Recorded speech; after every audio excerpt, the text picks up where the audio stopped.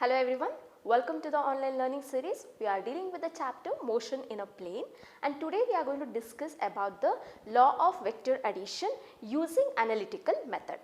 So we have already discussed the graphical method of adding two vectors. What are vectors?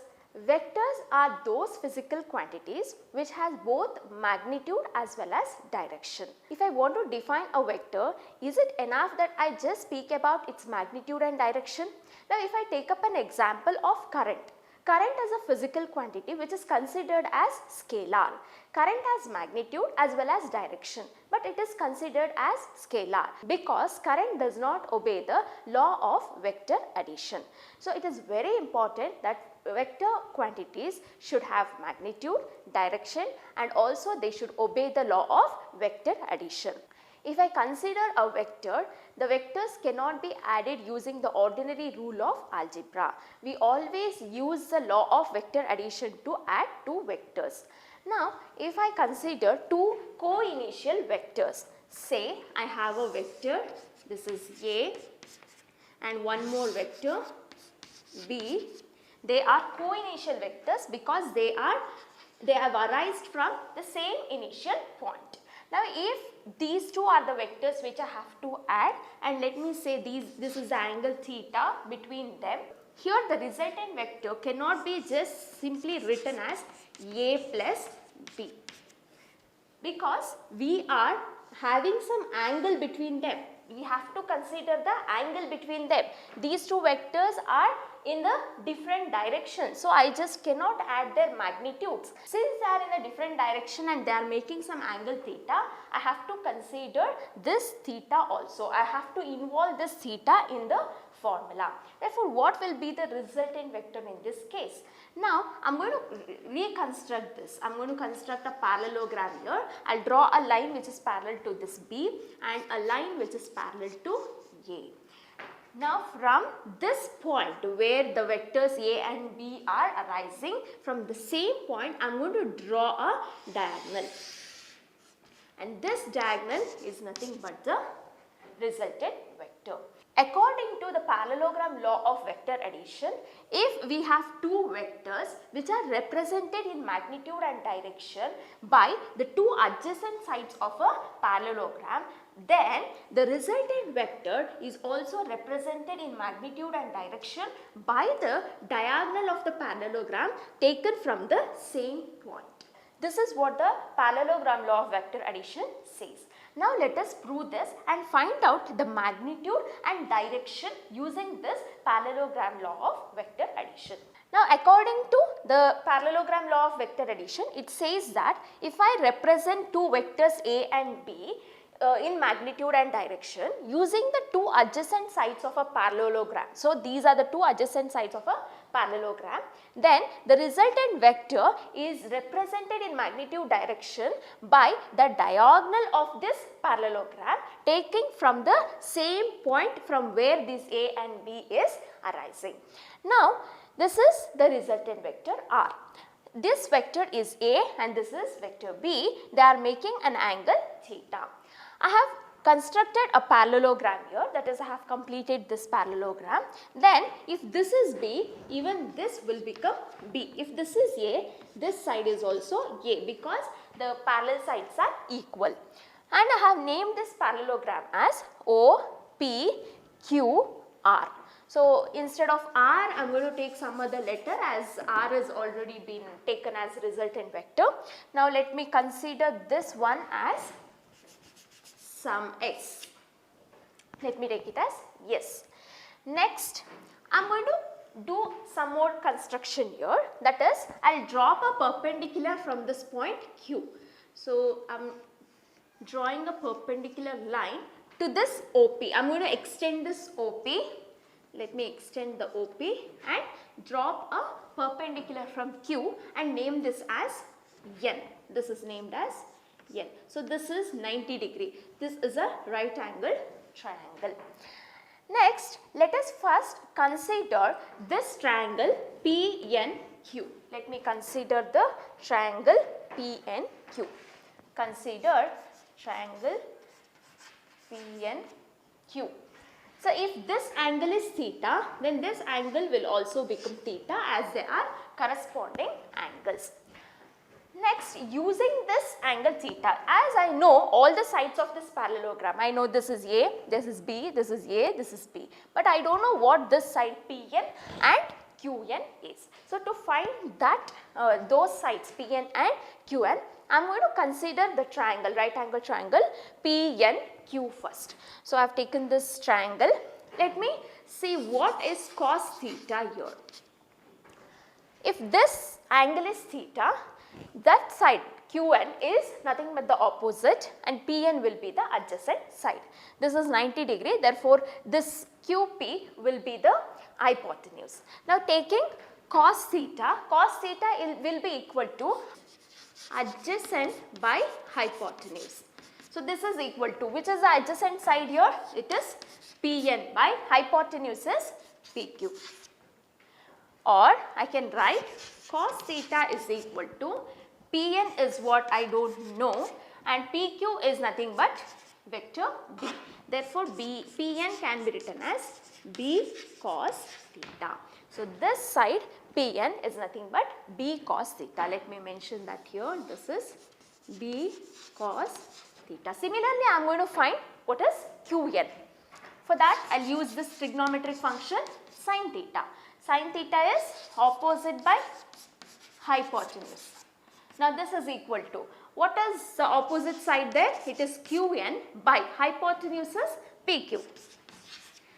Now I know, I don't know what is Qn, but I know what is PQ. It is nothing but the vector B.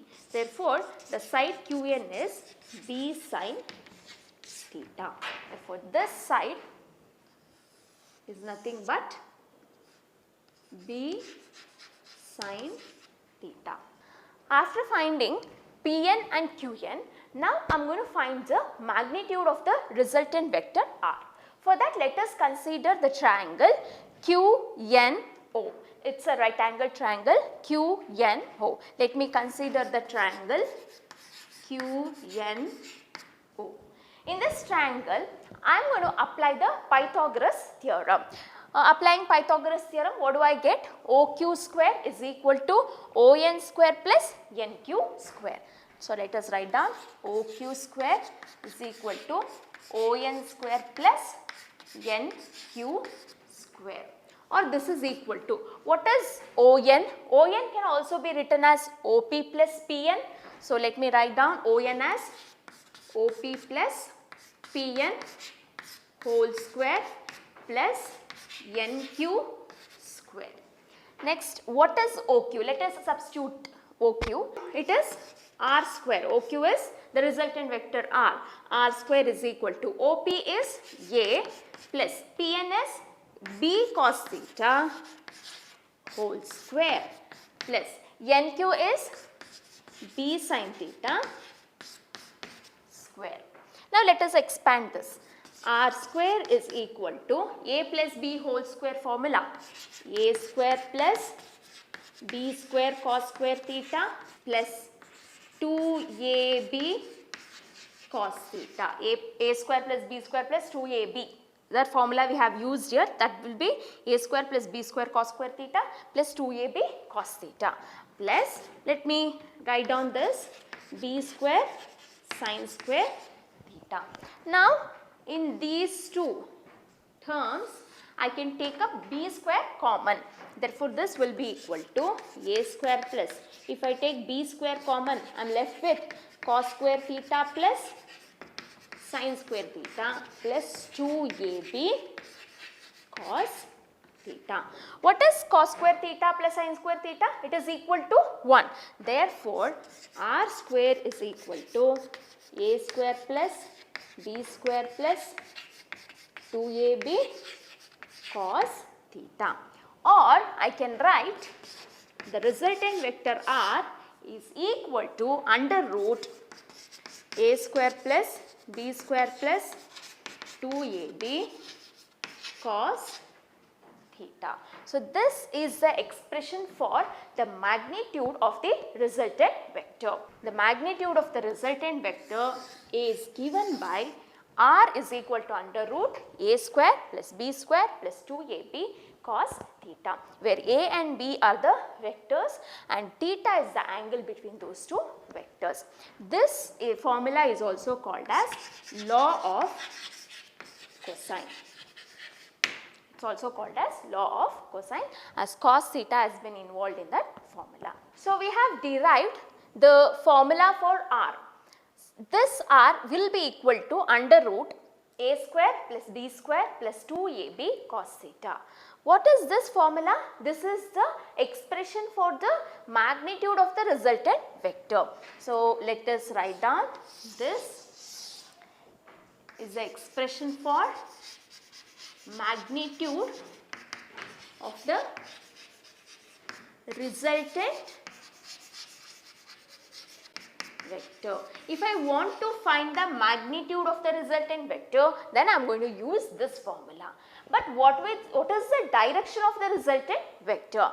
The resultant vector will have both magnitude and direction. I have got the formula for magnitude, but what about its direction? To find the direction of this resultant vector, I am going to consider this angle as alpha. So what is alpha? Alpha is the angle between the resultant vector and the vector A.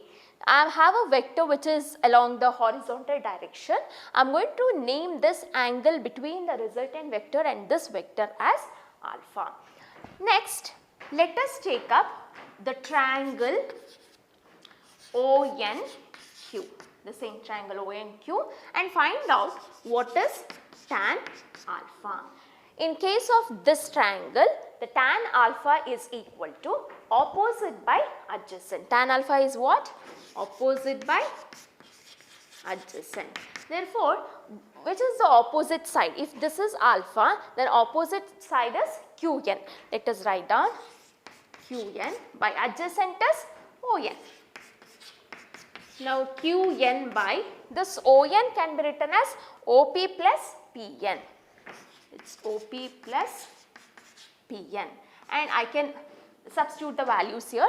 Qn is b sin theta, OP is A plus Pn is b cos theta. Therefore, tan alpha is equal to b sin theta by A plus b cos theta. I want what is alpha? I want to find alpha to find the direction of this vector R. Therefore, from this expression, I can write alpha as equal to tan inverse of b sin theta by A plus b cos theta, and this expression gives me the direction of the resultant vector. This gives me the direction of resultant vector. So using the parallelogram law of vector addition, we have found the expressions for the magnitude and direction of the resultant vector. This derivation, which is done using parallelogram law of vector addition, is a very important derivation which will be asked for 5 marks in your examination. Now coming to some special cases, as we know the magnitude and the direction of the resultant vector, let us take up some special cases. Now what are the special cases? Let me say this angle theta, whatever I have taken the angle theta, is equal to 0 degree. What does that mean? That is, the vector A and the vector B both are in the same direction. Then what will be the magnitude and the direction of the resultant vector? If angle theta is 0, what is cos 0? It is equal to 1. And what is sine 0? It is equal to 0. Therefore, the resultant vector's magnitude will be equal to, this is cos theta, which is nothing but cos 0, which is equal to 1. Therefore, R will be equal to a square plus b square plus 2ab. Cos 0 is 1. Therefore, this is what the expression I am left with. So what is a square plus b square plus 2ab? It is nothing but a plus b whole square. Therefore, this can be written as a plus b whole square. This square and the root can cancel. Therefore, this is left with a plus b. whenever you have two vectors which are making an angle 0 degree, then the resultant vector is just the sum of those two vectors. The magnitude of the resultant vector is equal to the sum of the magnitudes of the two vectors. Now coming to the direction, let me find out alpha. Alpha will be equal to tan inverse of B sin theta is 0. So this becomes equal to 0. Tan inverse 0 is nothing but 0 degree. That is, the resultant vector will always be in the same direction as the vectors A and B. Now let us consider the second case where I am going to take the theta as 180 degree. That is, if this is A and this is B, they are making 180 degree angle, they are in the opposite direction. Then what will be the resultant vector? Tell me, what is cos theta in this case? Cos theta is minus 1 and sin theta is 0. Therefore, this R will be equal to A square plus B square minus 2AB this time. Therefore, this can be written as A minus B whole square, or R is equal to A minus B. Now in such case where two vectors are in the opposite direction, the resultant vector will just be A minus B. You are going to take the difference of the magnitudes. And coming to the direction, alpha is equal to tan inverse of, you know, sin 180 is 0, therefore this becomes equal to 0. So in this case it will be 0 degree or 180 degree, because we are going to consider the direction of the vector which is having greater magnitude. So the resultant vector will have the direction of the vector which is having greater magnitude. So if A is having greater magnitude, the resultant vector will be in the direction of A, or if B is having greater magnitude, then resultant vector will be in the direction of B. Coming to case 3, let us consider theta equal to 90 degree. So the two vectors A and B are perpendicular to each other. A and this is B. In this case, where will the resultant vector lie and what will be its magnitude? What is cos theta here? It is equal to 0 and sin theta is equal to 1. Therefore, I am going to take the magnitude as equal to under root A square plus B square, because cos theta is 0, this whole term becomes equal to 0. Therefore, R will be under root A square plus B square. And what about the direction? Alpha is equal to tan inverse of B sin theta is 1 divided by A plus B cos theta is 0. Therefore, this is equal to tan inverse of B by A. So whenever two vectors are perpendicular to each other, then the magnitude of the resultant vector is under root A square plus B square and its direction will be equal to tan inverse of B by A. Let us now solve some numericals using the formula of the parallelogram law of vector addition. Coming to the first problem, let me read out the problem first. A motor boat is racing towards north at 25 km per hour and the water current in that region is 10 km per hour in the direction of 60 degree east to south. Find the resultant velocity of the boat. Now the boat is racing in the direction of north and there is water current in the direction which is 60 degree from east to south. Now you have to find out what will be the velocity of the boat. So let me write down the problem first. So this is what? The north is the direction of the velocity of the boat. So this boat is moving with a velocity 25 km per hour in the direction of north, and they say that there is water current in this direction which is 60 degree east to south. Next, the velocity of this water current is also given as 10 km per hour. It is given 10 km per hour. Now they are asking you to find the velocity of the boat. What will be the resultant velocity of the boat and in what direction? Let us find out the magnitude and the direction of the boat, the resultant velocity of the boat. Let us take up the formula. R is equal to under root VB square plus VC square plus 2VB VC cos theta. So we have these two vectors VB and VC. We are finding the resultant vector for this. So, we are going to write the formula for VB and VC. Now, what is theta? This angle is 60 degree. Then what will be this angle? This total angle is 180 degree, out of which this is 60. Then this angle becomes 120 degree. Therefore, this is 120. Theta is 120 degree, or cos 120 is minus half. Let us write down, substitute all the values here.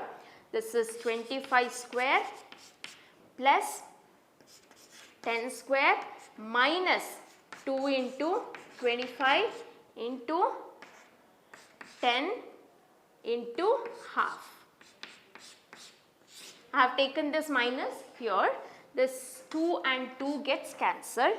Therefore, this becomes under root. 25 square is 625 plus 100 minus 25 into 10 is 250.